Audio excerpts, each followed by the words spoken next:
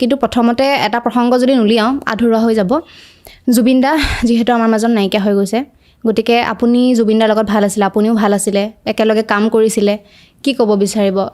আৰু ন্যায় প্ৰক্ৰিয়া চলি আছে, কি ক'ব বিচাৰিব আপোনালোকে? এই বিষয়টোত আচলতে আমি সকলো বাকৰুদ্ধ যেন নহয়নে?